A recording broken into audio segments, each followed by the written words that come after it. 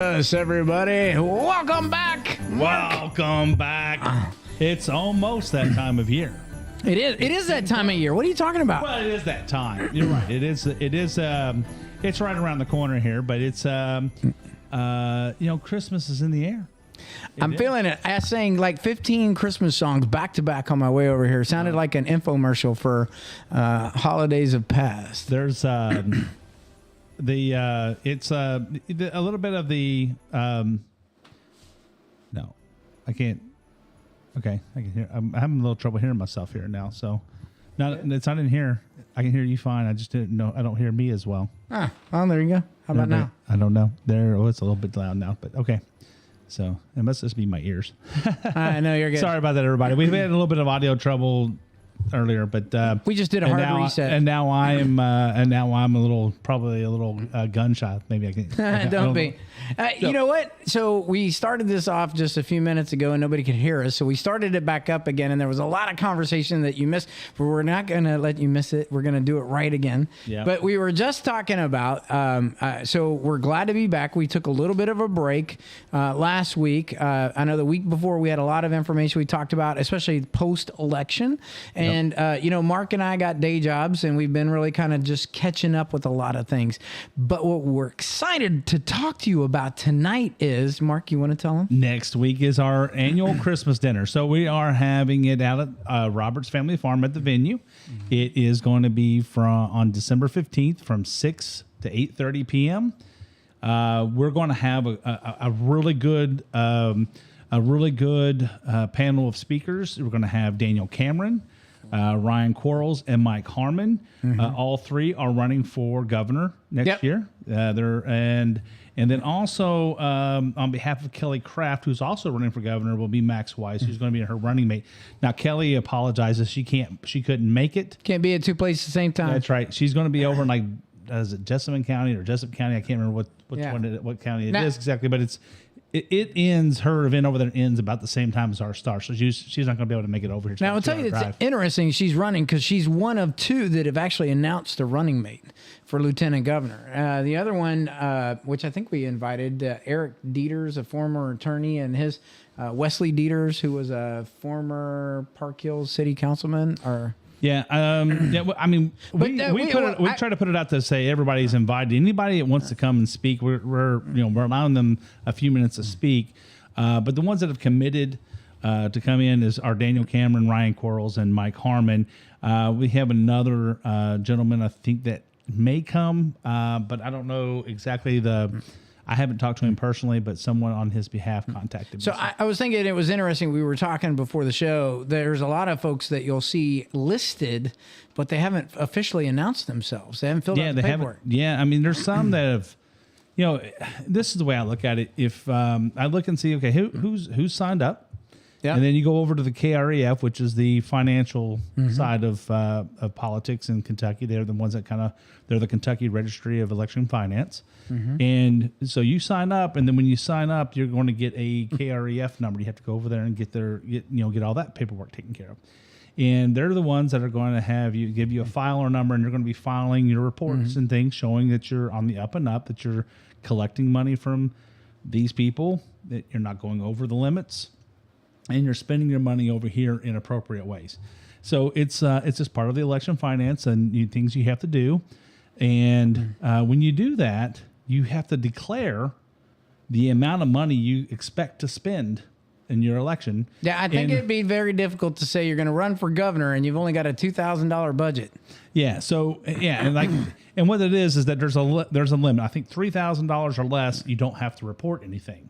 Right, you do one report at the end of the whole thing, and that's it. But you're not running for governor and spending $3,000. Nope. You're not intending to. That's not real. So when can't even run for judge executive and spend that. So there's at least two people that have filed for governor. They've actually filed for governor, but they haven't really. Their finance paperwork says that they're. Right now says that they're going to spend $2,000 or $3,000 or less, so that they're exempt from reporting. So I don't know how seriously you can take those folks, but I mean, there's a lot of people who run and want to go through the process. We've had teachers in the past that go through the process to kind of show their students, which is, I think, is a very cool thing, because they can kind of like share with their students the steps that they go through the process, so that there's the students who may students that want to run someday, and they kind of get an idea. It's a good learning experience, and that's Absolutely. okay. It costs them a few $100 to do this. And to get all the paperwork done, they're not really wasting anybody's time because the systems are all pretty much automated. And so I'm fine with people doing that. The only thing is it clouds it for us a little bit, because now we don't know who's, we have to see who's serious and who's not. And it's just it's just one of the things that we have to do. But there's several Republicans who are signing up for governor. They've got about a month, just a little less than a month left now. Well, I was thinking deadline. I was going to have a serious conversation with you tonight, Mark. What do you think my chances of winning governor are?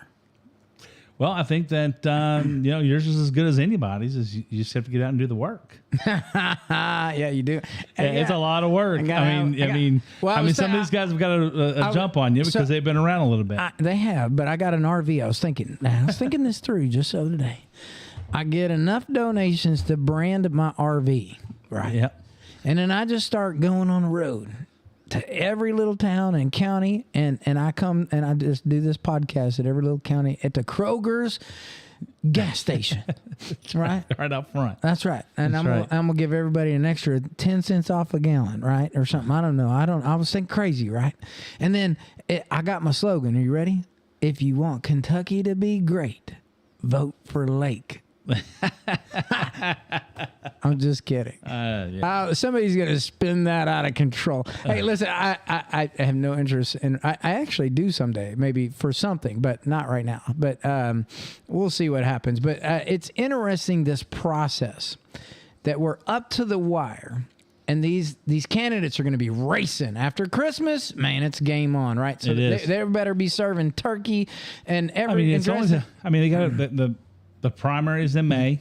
That's right. They have to, they have basically 5 months to lay it out there. Get as many people to, we're just talking about Republicans right now.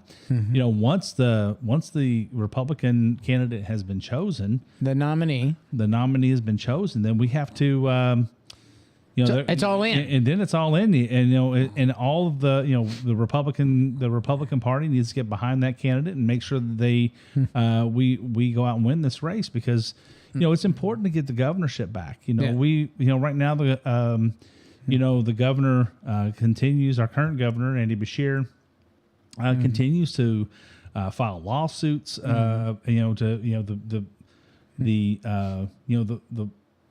I saw Congress has set up our House of Representatives and our legislature. Is the word I'm looking for. The legislature is set up in such a way that it says, hey, if you have a supermajority, 2/3 plus something, and it's and they decide that they want this bill to go through, they don't have to have the governor's signature. So they can sign it. They can go ahead and override his veto. Well, he vetoes something, and then they override it, and then he doesn't want to come into play, so he goes and sues about it. That happens over and over again. There's some things he's let go. He vetoes it because that's what he is as a Democrat supposed to do. So he keeps his Democrat base, but then what happens to the what are the values that we have in Kentucky that are against some of these things that the legislature wants to do, which is like protecting life and things like that. I just don't think that those are Kentucky values. So not to steer this off course, but you said a couple of things in this that actually brought to where I should have said earlier when we were talking about what are we going to talk about tonight. We don't just come in here and wing it all the time, but we did have some really good thoughts coming into it. But you just triggered one of them that had actually spurred a conversation with me earlier this week. And there was a lot of conversation and controversy, especially over the national elections and how we did and didn't do as a Republican Party. We did not come out of the gates like everybody thought we were. And honestly, in a lot of races, we are getting beat by Democrats because of their unity and also their their advancement in technology. There's a lot of old GOP leadership, right? And something that we did that we thought was successful this year, and I hope that even at the statewide they take this on, because it'll be a great example for the GOP as a national. And there was a couple of candidates that are running for the, to be the chair of the GOP, and they all had different points of view. And the one that stuck out to me the most was a young lady. I forget her name, but I'm not gonna. But I'll try to quote her as best I can. But what she talked about was a lot of things we did in the campaign. We got to get in the technology space. We got to get after the 501(c)(3)s that support. The Democrats have been very good at creating 501(c)(3)s that support specific policy and programs that fit their narrative and their values. So when you talk about values and you talk about unity, when we figure out who our primary candidate is, we have got to unite, because they've all come with different talents and backgrounds, but we need that entire GOP pool to come together right after the primary to get behind our Republican candidate and set the example. So let's talk about that. Let's unpack that a little bit. So you talked about, all these organizations that pack around the Democratic Party and their policies, right? They help go out and harvest votes and money, and they help put money together and put them into these PACs. That's right. See, corporations are not allowed to give money directly to most campaigns, but they could give it to a 501(c)(3). They give it to a PAC, which is a political action committee, and that PAC cannot work directly with a candidate, but they can work on, they can support a candidate or a slate of candidates or what have you, or a policy. So that's how they get that extra money. That's why you hear all these millions of dollars are pouring in. Well, they're not pouring into candidates, or they're not pouring into candidates' campaign funds. They're pouring in on behalf of the campaign, or in support of the campaign is a better word, because it can't be on behalf of the campaign either. They're not supposed to coordinate. Although, it's obvious that they do. You can read between the gray area and figure that out. Yeah. But when we look at this as a whole, because I'll tell you, like the Republican Party, so the Republican Party in Meade County, right? So the Meade County Republican Party, we take donations in, and this conversation happens a lot. Can I run it off of this account? Can I run? No. If it's a business account, if it's an LLC, got to give it back. If it's a corporation of any kind, you cannot write a check to a party or to a campaign directly into from that. It has to come from an individual account, and then it's limited, right? So $2,000 for a candidate. A candidate can only take in, I think, $2,000. Thought it was $3,000 per person. I think it's $2,000 in the primary and $2,000 in the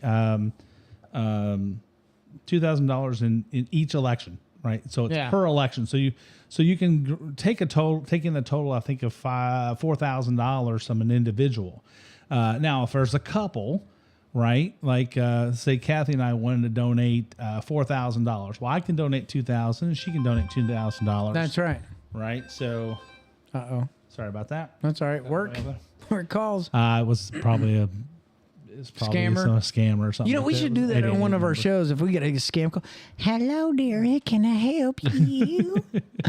Hey, you sound a lot like the guy that does the scam. Dude, I love doing those things. I'm going to point that out. I do these different voices and characters and stuff like that, and I try to imitate a lot of stuff, but it's just been something in my nature. And I know the one time I did that. Well, it's the old radio guy, and right?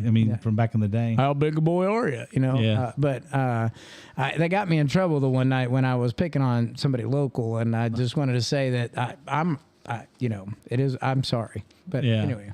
Well, so getting back to the campaign finance and stuff like that. So yes, dear. So we have these. So man, that really wants me. I'm telling you. Corporations can't give money to campaigns directly.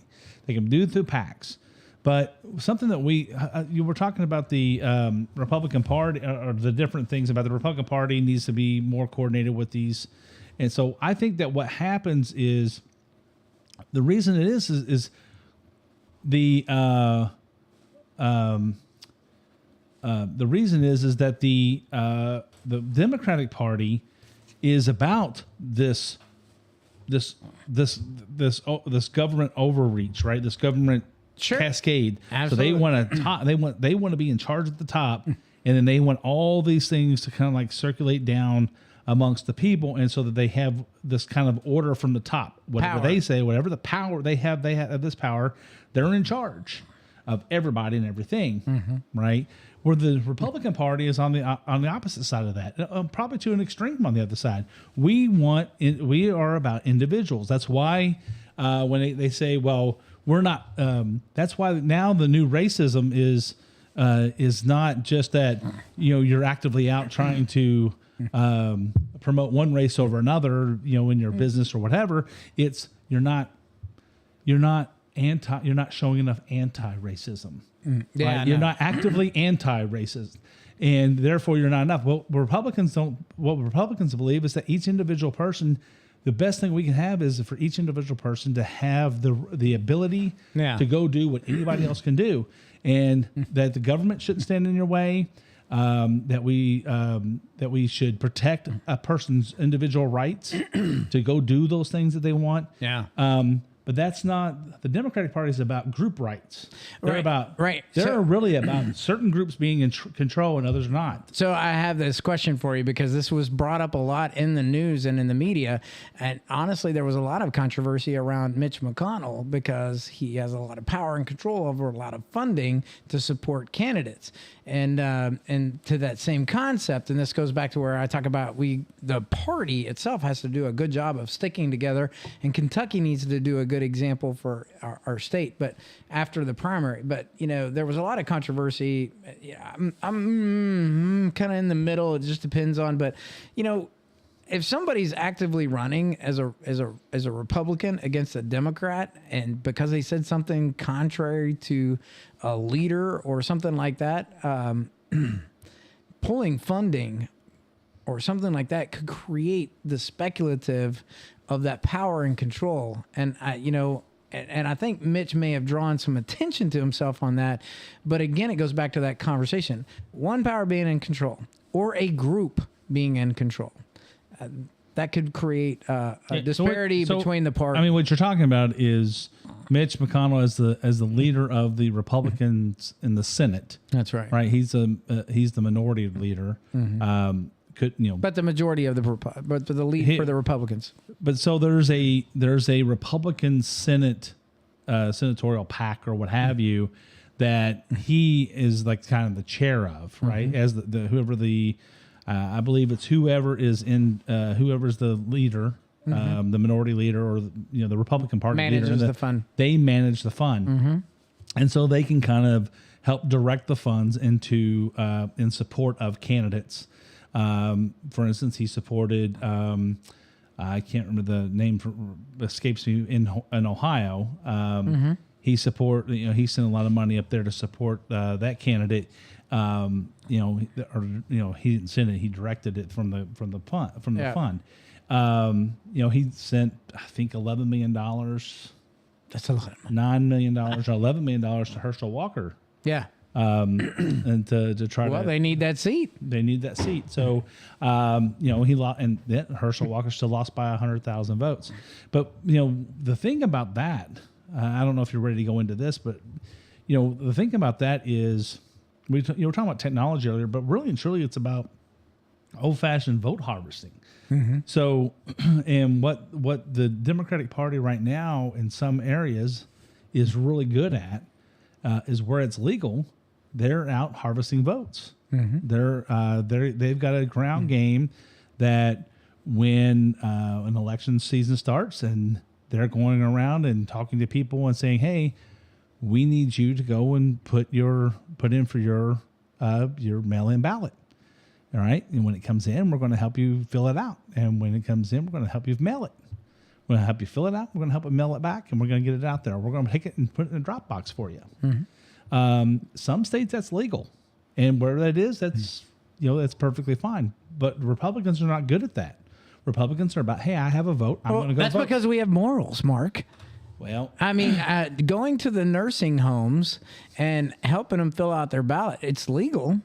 yeah. It doesn't necessarily mean it's right, but when the person that's filling out the ballot is completely incapacitated and they're holding the pen in the hand and filling out the ballot and the nurse is moving the hand to help, I don't think that's quite legal. But I'm just guys sarcasm. Well, I mean, that's sarcasm. But that actually happened in Wisconsin, I believe. There was a person that went to jail and she was working in a nursing home and she was helping fill out the ballots. And she got, the way it got caught was they found out this one of the daughters of, I think it was a lady who was in a nursing home. They're insurgents. They're everywhere. She found out that her mom voted. And she's like, how did my mom vote? My mom's in a coma. Yeah, that's right. And so my mom's totally incapacitated. She could not have voted. Yep. And she found out that she did. And so then they started this investigation. Found out there was several other incapacitated patients that also voted, and they found out it was just one nurse in there. Now, here's the thing: is that a coordinated thing, or is that one person doing what they think is what they think they legally can do, and morally ethical? Yeah, and this is the problem, right? We talked about this on the comparison chart. When you look left and right, this is the Democratic thought process, the Republican process. One completely full of moral and ethics. Other one, meh. You know what I mean? But, I mean, this is the game you play in politics. I'll tell you, out of the election season, a couple of things for me personally. Huge transition coming from the military, being a part of the community, being an Eagle Scout and scouting. That's three things you learn: citizenship in the community, citizenship in the nation, citizenship in the world. We all have a part. Mm-hmm. And I've lived that my whole life, not just through service, but everywhere I've gone, I've always tried to play a part in my local community as best I can. Right. I feel like I'm in the first place finally because I know I'm 9 to 5. I'm not getting deployed tomorrow or doing something crazy, right? Mm-hmm. So, or I got to get up at 5 a.m. to go do PT. Those were the days. But anyway, but now that I got time to volunteer to do stuff, and I did also learn a lesson about over volunteering. But doing what I love, you don't feel like you're working it every day. And this has been a lot of fun, but it also comes with its heartaches. You got to really have some thick skin and wear some rhino liner and put some back on, because people are going to take chunks of it. I mean, and they're not going to agree. And you know what? I'm okay with that. Mm-hmm. Do I take it personal? Of course I take it personal, because I think we put a lot of our personal feelings into this, just in the fact that, because we're talking about how we align our ethics and our morals and things like you said earlier. So we do take it a little personal when somebody says, "Oh, you're wrong." Well, it's but sometimes I say something that's wrong, and somebody needs to tell me. That's right. So we can misspeak, but and I was going to say. I mean, I can be convinced otherwise on some things. I'm wrong. So tell me why I'm wrong. Yeah, but help me learn. Help me grow. Don't make it hostile. Yeah. Like the first reaction is to go into hostilities. I mean, I literally ran into some individuals during the campaign that they were fired up the minute you mentioned something, and there was no left or right. And even though you'd want to spend the time to have the charismatic conversation of trying to understand why they're so set in that, it's just there is no reason. It's just that just fires me up. And it's not just locally, that's nationally. I've got family all over. I have family that we don't agree. It's just not going to happen. Me too. But guilty by association, right? And that's unfortunate too. But the thing that I loved most about Meade County, we could bump heads, but I really feel like our Democratic partners and our Republican partners all had, we had our moments, because we got a lot of Democratic votes in this last election. Yeah, and we did. I mean, there's a lot of people who are continuing to change their parties, and I've had phone calls, asking me, from lifelong Democrats, and they've asked about some things about the party and things, and how welcoming the party is and things like that. And it's like, hey, I want people to know that the party is these are the if we can agree on some key principal things, right? The party, other than that, the Republican Party is, wide open, right? You can believe there are certain things that we hold near and dear, right?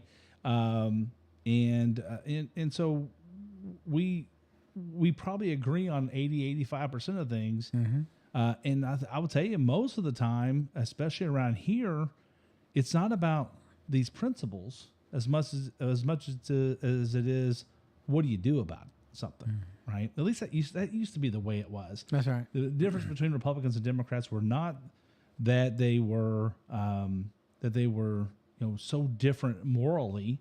They were different in how to attack a situation. I'll give you a good example. Is for many years, there was we all believe that that I believe that most of us understand that there is an issue with us putting more carbon in the air, right? That now, to what extent it is Florida gonna flood tomorrow? Probably not. In 30 years, probably not, right? But what we believe is, we don't know if there's anything we can really do about it, right? Just cutting it out is probably not going to be the answer. We're going to have to, if we take all the money to cut it out and then we still have these problems, now we're going to have any money or anything left to adapt. And we need to adapt, right? As part of that, at some point there has to be, yes, can we reduce? Yes, you can't cut it out because poor people will be the ones that suffer the most. There'll be the people with the lowest incomes. They will not be able to afford this new energy, right? This new energy is expensive, right? I've got solar panels on my house. I'm trying to do my part. Now, part of that is I don't want to have to pay an electric, a huge electric bill. Other people complain about $400 electric bills and I'm paying $100, right? I'm offsetting some of that. Now I had to pay another $100 or so for the month for the panels. But a $200 electric bill is better than a $400 electric bill every day, or $300 electric bill even. So building this new podcast studio, I'm thinking about a battery bank and a couple of solar panels. Given the fact that we're only in there once a week, but I don't know. Yeah, I mean, you never know. I mean, hey, so I think we need to have an episode where we talk about. To your point, I hope I get this right because I'm losing my train of thought. I'm getting old, but where we start talking about energy, right, and how much fossil fuel will we be able to depend on in the future, and the mismanagement of fossil fuels and the impacts we're going to face in the near future. I mean, there's already a threat of. There may not be enough, and I've got to call them this week. If you're listening, I need to get a fill up at 224. I'm just kidding. I got to get my tank filled. You know what I mean? But there's a threat that there may not be enough gas to fill furnaces and for fuel this winter. We talked about that in our advertisement. I mean, you compete for petroleum. Gasoline is an X amount of it. Heating oil, and that's why. Gasoline is usually the cheapest in summer. I did pay $2.59 a gallon tonight. So gasoline is usually cheaper in petroleum products are usually cheaper in the summer, in the peak of summer because nobody's getting heating oil, right? Now, most of us buy our propane and things like that at that point because it's the cheapest it's the cheapest time of year to buy it. So you buy it then. That's what I do. I prepay. Yeah, so do I. So I usually just fill mine. I don't heat with mine. So I'm just doing like water with mine, right? So with a tankless water heater. So it lasts me. I use maybe like 25, 30 gallons a year, something like that. I'm not, or maybe 50 gallons a year. I'm not using. Hundreds of gallons and such of propane, but I buried a tank just so because we thought we would go to like a whole home generator at one point, and it would run off propane, and then but then I found out a whole home generator only runs for maybe 15 hours or something like that on a tank, right? Or maybe I'm sorry, maybe it's maybe it's 32 hours or 34 hours or something like 36 hours. On a 500-gallon propane tank? Yeah, if you're running a whole home generator to drain all your electricity because it runs constantly for, 24/7. If you had a power outage, right? Let's say that the worst case scenario is the power goes out. Now you have you're going to constantly run your generator for, I think my gasoline generator runs 11 hours on a tank, right? I think it's probably like a 5-6 gallon tank, something like that. And so it'll run for about 11 hours. So you figure that up, that's gasoline, and so you can kind of do some math there. It's not going to run for weeks and weeks and weeks. It's going to run for maybe I agree. a week or so. So you have solar panels in the battery. You got I do not have battery. Okay, so that battery alone costs almost $12,000. At least. And so it would have almost doubled the price of my at a package. So somebody who can't write a check for this, right? And you're supposed to get some big energy savings. It's like $2,500 rebate that they give you. It's when I got mine, it was 26% of the cost. Okay. I don't know what it is right now. It's like $5,000. But the total package deal is about $50,000. The battery is guaranteed for up to 20 years. The loan for somebody to do that, they try to make it seem so cheap. Like it's only going to cost you, $200 a month for this deal for a 25-year loan, but you're going to need a new battery at 20 years. Yeah. So that's why I didn't go with the battery, because the battery is probably less efficient than the solar panels at that point, right? So. But it'll run your whole home. But then I started asking. I said, well, why don't I just put more panels on? Well, we can only sell you what you need. We have an agreement with the energy companies not to sell you more than what you need, because it'll make it spin backwards, right? Yeah, yeah. So and the energy companies have to pay you for the energy you provide to the grid. I know, that's what I do. Yeah. So I provide. There's months where I pay zero. Yeah. And there's months where I probably have. There's probably been months where I've had negative, because they can sell up to 125%. Right, you can produce up to 125%. That's what they have to buy back from you, right? You can't. They don't have to buy back anything over 125% of your average usage. So if I use 3,000 kilowatt hours in a month, it's going to be what 25% of that's what 750, maybe. Yeah, around that, something like that. So 3,700, 3,800 is the most I could sell back to them. But yeah, because you're not allowed to make a profit on this, because the law is protecting you. The law is set up for this. Now the electric companies don't want that. The electric companies don't want to have to pay you, because right now the law says if I have excess, they have to buy it back from me at the same price that they sell it to me. Right? But they want you to pay. They want to just pay you the wholesale price.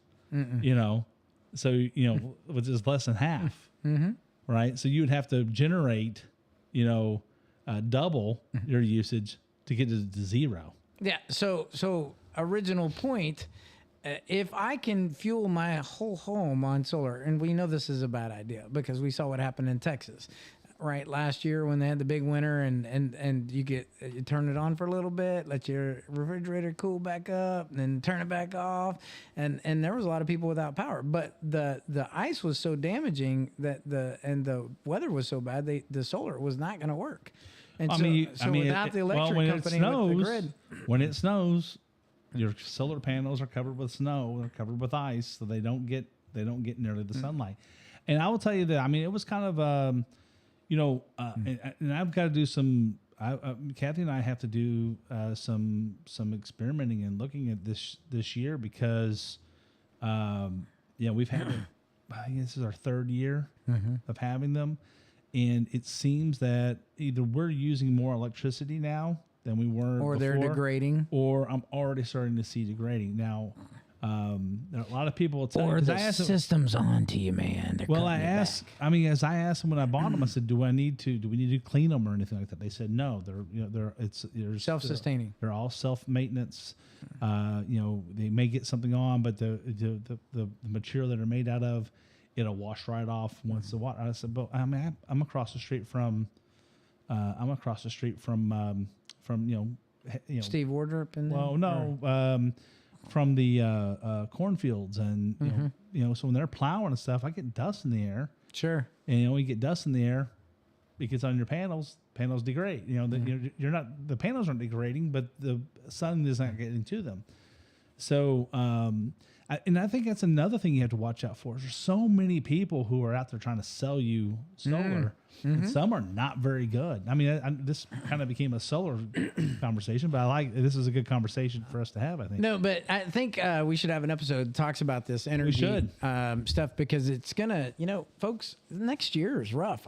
And the only reason why I was bringing all this up is because it's tax season too. So as soon as you get done spending all that money on all them Christmas gifts, Uncle Sugar's right around the corner, going to be bellying up to the bar. And the interesting thing, and I want to kind of close out with this, but $600, you're going to get a 1059 something. I forget, it's an S or whatever it is, from PayPal, Venmo, Apple Pay. If somebody paid you more than $600 for an item, you're going to get a 1099 from that company. It's like 1099S or miscellaneous. I don't know what it is, but I got it from my tax account, and I got to go back and now look at all my Venmo transactions.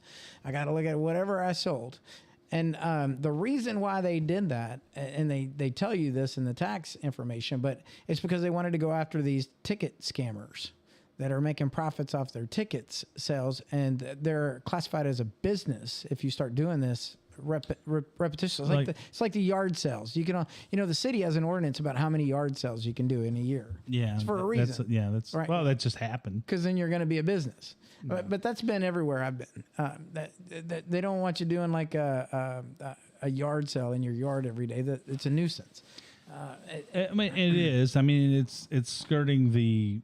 And to their point, to the government's point, it's like if you want to sell something, then license up and sell. That's it. Right.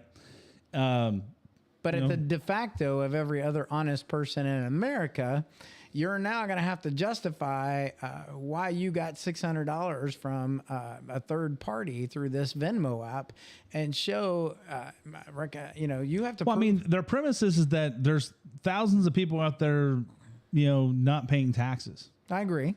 Just pay taxes.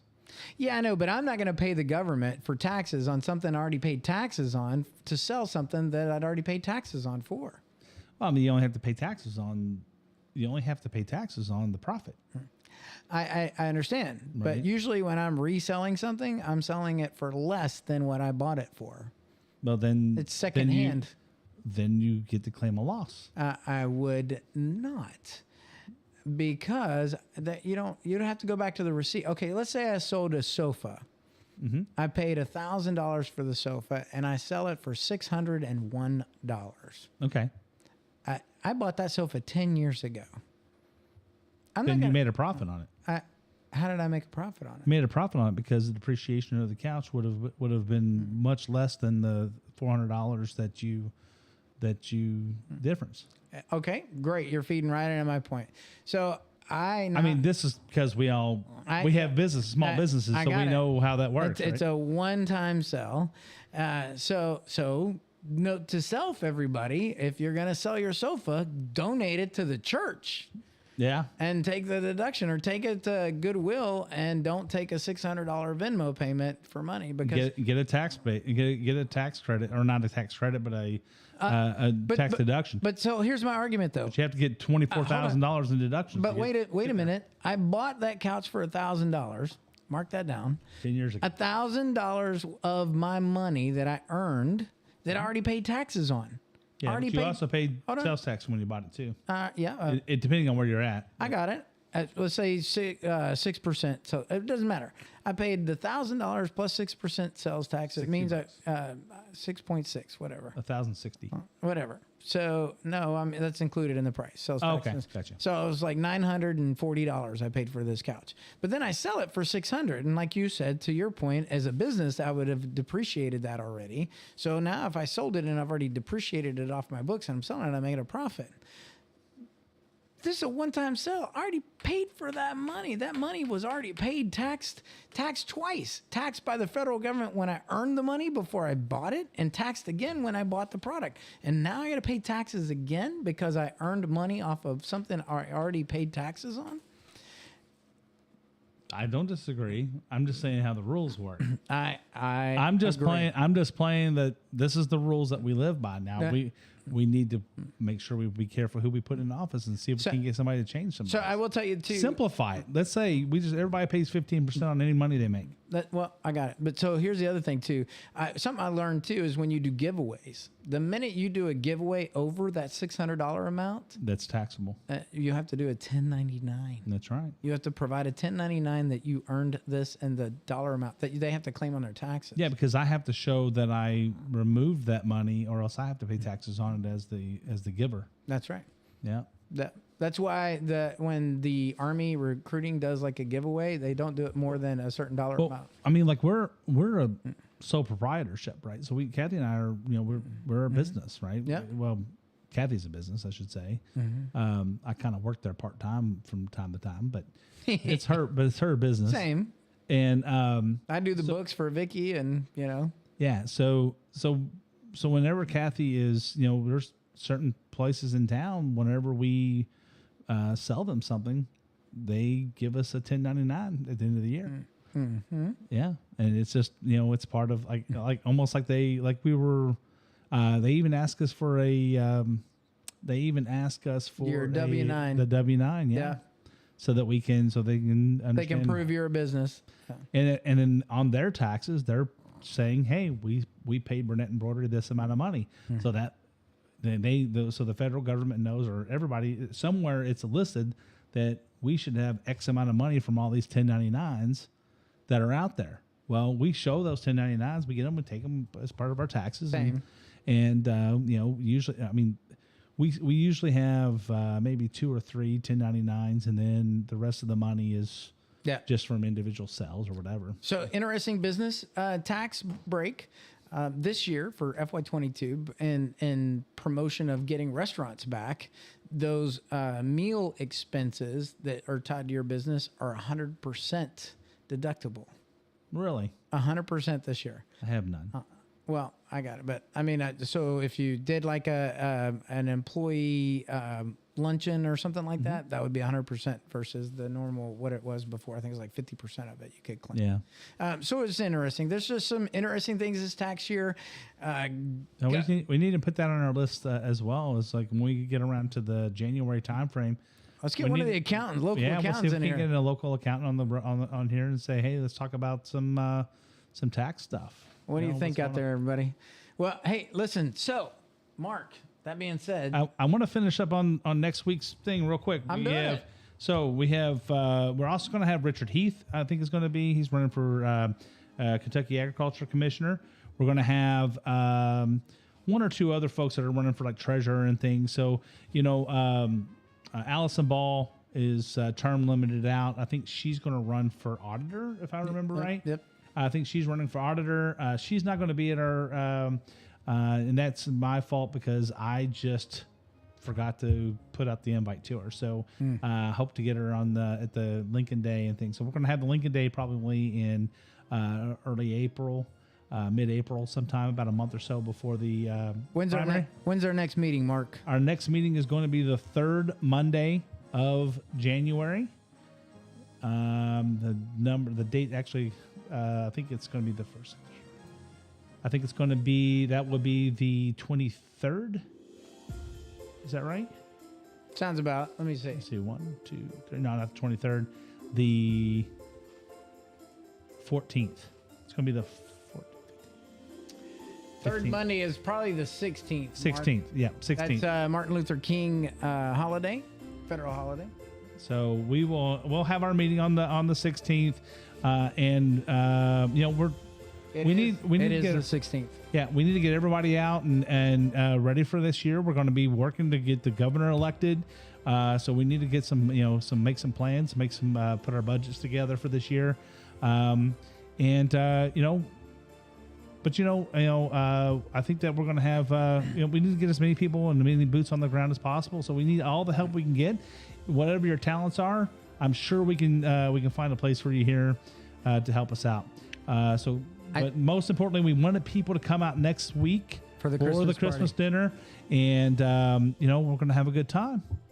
I am super excited because not only are we doing our Christmas, we talked about tax season, but on the 1st of January, our biggest Christmas present ever. An entire Republican Party, Meade County, that's right, ran government. It's going to be interesting because we're going to have to stand up for what we stood behind, and we're going to hold our candidates accountable. That's right, and it's going to be an exciting time. A lot of change of hands. Gabe Chapman was already sworn in. He's been out in the training this week, but he's in the office, so that's already happened. So well, that was awesome. Yeah. So, wow, I'm super excited. It's going to be an amazing year. It is. Look forward to seeing everybody at the 23rd. You guys, I'm going to tell you what, this has been a lot of fun. I can't wait to see what the new year brings in. And listen, if you can't buy that ticket, I'm sorry you won't get to meet them in person, but you can tune in because we will be live when they speak, but you won't get to see all the fun stuff that's happening in the background. So you better call Mark and get yourself a ticket. Get your ticket. So call again. That number is 270-945-3418, or reach out to us on Facebook, and we'll be glad to hook you up with a ticket and a reservation. So we do have tickets available, but they are going fast. So give us a call. Please do come by and see us, folks. It's great to have you. 1 week from today. 1 week from today. That's absolutely right. Yeah. So thanks for tuning in. Hope you watch this and give us some feedback. We'll talk to you guys soon, and have a very, very Merry Christmas. Merry Christmas, everyone.